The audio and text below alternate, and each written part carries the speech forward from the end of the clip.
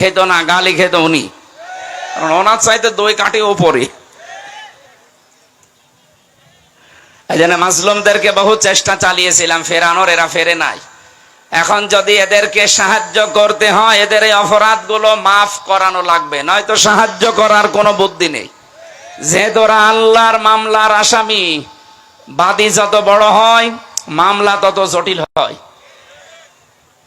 আলেমের সাথে ছিলাম, এই ঘোষণা দেওয়ার পরে তারা ওই দিন বদদুয়া করেছে। করলো কি? হ্যাঁ, উনি এটা দিয়েছিল একটা বিষয় নেওয়ার জন্য, যেন ওনাকে নড়াইল থেকে নৌকা মার্কা দেওয়া হয়। আপনি এত নিচে নামতে পারলেন একদম আলেম হয়ে, চেষ্টা করো, এইটাই তার উপরে সাহায্য করা। আমরা বহু চেষ্টা চালিয়েছি বিভিন্ন কায়দায় এই জালেমদেরকে জুলুম থেকে ফেরাতে, কিন্তু এরা ফেরে না। এদের বৃদ্ধি দিন দিন বেড়েছে। জুলুম আপনাদের পুত্রবধূ আল্লাহর মামলার আসামি। এই জন্য এই থানাটা একটু ঝামেলায় আছে। না, এখানে ভালো মানুষও আছে। ভালো মানুষ নেই? আমি নিজে জালেমদের বিরুদ্ধে মামলা দায়ের করব। সুতরাং আয়না ঘরের সাথে যারা জড়িত ছিল, গুমের সাথে যারা জড়িত ছিল, উনি 1500 বলেছে না, 3732 জন হত্যা হয়েছে আগস্টের 5 তারিখের আগ পর্যন্ত। এটা সরকারি জরিপ। আর 2780 জন এখনো হাসপাতালের বেডে কাতরাচ্ছে। এতগুলো মানুষের সাথে যারা হত্যার সাথে যারা জড়িত, ডাইরেক্ট ইনডাইরেক্ট, এ প্রত্যেকেই আল্লাহর মামলার আসামি। সবচাইতে বড় আসামি উনি, যিনি 2006 সালে লগি বইটা নিয়ে সারা দেশ থেকে মানুষকে নিয়ে এই অক্টোবর মাসের 28 তারিখে 11 জন মানুষকে পিটিয়ে হত্যা করার পরে লাশের উপরে ড্যান্স দিয়েছিল। পৃথিবীর বহু ইতিহাস পড়েছি, কিন্তু এই যে কি ইতিহাস তৈরি করে গেল, আমার মনে হয় 1000 বছর পরে এই ইতিহাস মানুষ শোনার পরে শিউরে উঠবে। আইএমএ জাহিলিয়াতের কথা শুধু পড়েছি, কিন্তু আওয়ামী জাহিলিয়াতের কথা আমরা দেখলাম। 1500 বছর আগে ছিল এটা আইএমএ জাহিলিয়াত, আরে 15.5 বছর যারা ছিল ওরা তৈরি করেছিল আওয়ামী জাহিলিয়াত। শব্দ প্রায় একই না? না, ওইটার চাইটা এটা ভয়ঙ্কর। ওই সময় 11 দফা কর্মসূচি নিয়েছিল মুশরিকরা, আর এই 15.5 বছরে 13 দফা কর্মসূচি নিয়েছিল এই যে নামধারী আপনাদের উনি। এই জন্য ওই আগে যে 1500 বছর আগে মুশরিক আবু জেহেল, আবু লাহাব নাম শুনলে গালি দেয়, আমার মনে হয় ওরা থাকলে এখন ওরা গালি খেত না, গালি খেত উনি, কারণ ওনার চাইতে দই কাটে ওপরে। এই জন্য মাজলুমদেরকে বহু চেষ্টা চালিয়েছিলাম ফেরানোর, এরা ফেরে নাই। এখন যদি এদেরকে সাহায্য করতে হয়, এদের এই অপরাধগুলো মাফ করানো লাগবে, নয়তো সাহায্য করার কোনো বুদ্ধি নেই। যেহেতু ওরা আল্লাহর মামলার আসামি, বাদী যত বড় হয় মামলা তত জটিল হয়। সাইফুল ভাই বলছিলেন না, আমি 3টা বছর জেলে ছিলাম, আমার মামলা, উনি যতদিন পর্যন্ত হ্যাঁ না বলবে ততদিন হবে না। কি একটা দেশে ছিলাম বলেন তো। এখান থেকে মুক্ত করার জন্য যে মানুষগুলো এদেশে জীবন দিয়ে গেল, সর্বপ্রথম আবু সাইদ, আল্লাহ যেন তাকে জান্নাতের সুউচ্চ মাকাম দান করে। বিশাল একটা ইসফিহা দেখিয়েছে। তার বাড়িতে গিয়েছিলাম আমি দেখার জন্য, কবর জিয়ারত করে এসেছি। আল্লাহর কাছে দোয়া করছি এই মাজলুম মুসাফির অবস্থায় আল্লাহ যেন সত্যি তাকে জান্নাতি বানিয়ে দেন, বলেন আমিন। হ্যাঁ, শহীদরা এমনিতে জান্নাতে যাবে, কারণ যারা শাহাদত বরণ করে আল্লাহ বলেন তারা মরে না, ওরা জীবিত, আর আমি তাদের নিচে খাবার খাওয়াই। বালা হায়াউন ইনদা রাব্বিহিম ইরসাকুন, তারা জীবিত একদিকে, আর জীবিত থাকলে, জেগে থাকলে যেহেতু খাবার খাওয়া লাগে। হ্যাঁ, ইমানদার হয়ে যদি কেউ মারা যায় সে জীবিত থাকবে না, সে ঘুমিয়ে থাকবে। কথা বুঝতেছেন? তিনি জেগে থাকতে পারবেন না। ইমানদার হয়ে যদি কেউ মারা যায় উনি ঘুমিয়ে থাকবে কবরে। কিয়ামতের ময়দানে যেই দিন ফুৎকার দেওয়া হবে সেই দিন উনি জেগে উঠবে, এতটুকুই শেষ, আর আগে পরে কিচ্ছু নেই। কিন্তু কোন মানুষ যদি সত্যি শাহাদত পায়, তাকে আল্লাহ বলবেন না তোর ঘুমানো দরকার নেই, তুই জেগে থাকবি, আর আমি নিজে তোরে খোদা লাগলে খাওয়াবো। সুতরাং আবু সাইদ সহ এই 32,000 ৩,৭৩২ জন মানুষ যারা জীবন দিয়ে চলে গেল, আল্লাহ যেন প্রত্যেককে শাহাদতের মর্যাদা দান করেন।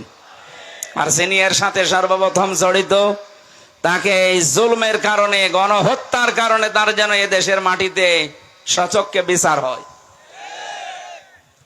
আমি বিচার হয় কেন বললাম? কারণ বিচার যদি না হয় সে বিপদে পড়বে। আর আমরা চাই না আপনাদের পুত্রবধূ বিপদে পড়ুক মরণের পরেও। এখন তো বিপদে আছেই, মরণের পরও যেন বিপদে না থাকে। প্রশ্ন আসতে পারে, মরণের পরে বিপদে পড়বে মানে? হ্যাঁ, দুনিয়া যে যে ধরনের অপরাধ করে, ওই অপরাধ যদি দুনিয়ায় বিচার না হয়, কিয়ামতে আল্লাহ যখন বিচার শুরু করবে তখন ওইটা ডবল করে করবে। কথা বুঝতেছেন না? আমার ভাষা বোঝার চেষ্টা করেন। আমরা অনেকে আজ মানুষকে ধোঁকা দিয়ে, প্রতারণা করে বোকা বানিয়ে রেখে দিচ্ছি। তোর চিন্তা নেই, টাকা পয়সা আমাকে দে, আমি লাইন মতো তুলে দেব। মনে হচ্ছে যে ও মাফ করার টেন্ডেন্সি নিয়ে বসে আছে। অথচ কোরআন আর হাদিসের বর্ণনা সাফ, এটা রেকর্ড হচ্ছে, কালকে সারা দেশে যাবে। কেউ যদি অপরাধ মাফ করাতে চান, কোরআন আর হাদিসের কিছু নির্দেশনা বলি আছে না নেই? 1 নম্বরে, যে অপরাধ করেছেন ওই অপরাধের জন্য আগে দুনিয়ায় ক্ষমা পেয়ে তারপরে মারা যান, নয়তো আপনার খবর আছে। এখন ক্ষমাটা পাবেন কি করে? অপরাধ করেছেন যার কাছে, ক্ষমা চাবেন তার কাছে। এইতে 3টা বছর উনি নির্বাচন না দিয়ে বিনা ভোটে সারাটা দেশ চালিয়ে গেল। অথচ বাইরে এখন ছড়াচ্ছে যে আমরা নির্বাচিত সরকার, আমাদেরকে উৎখাত করে দিয়েছে। আপনি এত বড় মিথ্যা কথা বলতে পারছেন বাইরে যে? আপনি কি নির্বাচিত ছিলেন?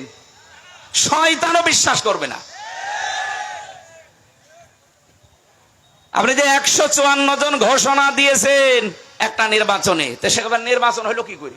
151 জন হলেই সরকার গঠন করা যায়, সেখানে 154 জন অলরেডি ঘোষণা দিয়ে দিয়েছে।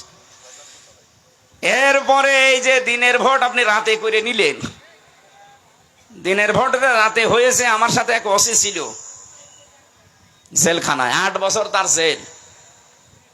ওই সময় মনে হয় 2 বছর চলছিল। আমারে বলছে, হুজুর আমি এই এসেছি, আসার পর আপনি যে তাওবার ব্যাখ্যা আমারে শোনালেন, যে তাওবা হচ্ছে অপরাধ যার কাছে ক্ষমা চাওয়া লাগে তার কাছে। কিন্তু আমি তো এতদিন এগুলো বুঝতাম না, আমিও তওবা করেছি। কিভাবে? বলছে, আমি এই যে নির্বাচন গেল, ওই সময় ফেনীতে দায়িত্বে ছিলাম। রাত 12টার পরে আমার দল বল নিয়ে আমি ভোট কাটা আরম্ভ করলাম আল্লাহর নাম নিয়ে।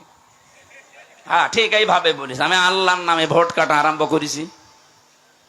একেবারে ফজরের আগ পর্যন্ত কাজ শেষ করলাম। পোড়া বাক্স ভর্তি করে দিলাম, যতগুলো ছিল আমার আন্ডারে সবগুলো পাঠিয়ে দিলাম জায়গা মতো। দিয়ে আমি গোসল করলাম, ওযু করলাম, এবার নামাজ আদায় করলাম। নামাজ শেষ করে পড়লাম আস্তাগফিরুল্লাহ। আমার তাওবা কি হয়েছে? না, তাওবা হয়নি, ও ভণ্ডামি হয়েছে। কিসের তাওবা আপনার? আপনার তাওবা তো হবে তখন অপরাধ করেছেন যার কাছে, স্বীকার করবেন তার কাছে। আপনি আস্তাগফিরুল্লাহ পড়ছেন আল্লাহর কাছে, আপনি কি আল্লাহর কাছে অপরাধ করেছেন? আপনি অপরাধ করলেন ওই আসনে যিনি এমপি দাঁড়াবে, 4 লাখ মানুষ তার আন্ডারে ছিল, তাদের ভোট আপনি কেটে কেটে বাদ দিয়ে দিলেন। সুতরাং আপনাকে মাফ চাওয়া লাগবে ওই 4 লাখ মানুষের কাছে। এই কথা বলে না কেন? শুধু উনি একা করেছে না আরো কেউ করেছিল? সারা দেশে একই অবস্থা। মরা মানুষেরও ভোট হয়েছিল। চাচা গেছে ভোট দেওয়ার জন্য, যারা ছিল ওই দায়িত্বে, বলছে চাচা আপনি এখন আসলেন, চাচি তো সেই সকালে এসে চলে গেছে। আচ্ছা বাবাজি আপনি বলছেন কি? চাচি 3 বছর আগে মরে গেছে। কি একটা মানে পাগলামি আরম্ভ করেছিল বলেন তো। আর এইটা এখন উনি বাইরে বসে বসে বিদেশি মানুষদেরকে শোনাচ্ছে যে আমরা নির্বাচিত সরকার ছিলাম। এইরকম বেহায়া মানুষ দুনিয়ায় আছে, আমার তো বিশ্বাস হয় না, তো এখন আমার মনে হচ্ছে। এখান থেকে একটা সূক্ষ্ম ষড়যন্ত্র বের হচ্ছে। আমি ওপেন ভাবে জানাচ্ছি, যারা বাইরে বসে বসে এই ষড়যন্ত্রগুলো করছেন, আমি কয়েকদিন আগে সিঙ্গাপুরে ছিলাম, ওখানে আরো বেশি হচ্ছে। কারণ এই শয়তানগুলো সব পালিয়েছে ওখানে। মানে 100 জনের আমার মনে হয় ওখানে 80 জন পালিয়ে আছে। যেই হোটেলে উঠে দেখি শয়তান একটা নামতেছে। কয়েকটার সাথে আমার সাক্ষাৎ হয়েছিল। আর মালয়েশিয়া কিছু আছে। আর এই যে দাদা বাবুদের দেশে তো একেবারে মন মতো পালিয়েছে। 350 এমপি পালিয়ে যায়। পৃথিবীর ইতিহাস পড়া তো দূরের কথা, আমি শুনিও নি। এমনকি জাতীয় মসজিদের ইমামও পালিয়েছে। আপনি বলেন তো, একটা দেশ কত রসাতলে চলে গেলে জাতীয় মসজিদের ইমামও পালিয়ে যায়।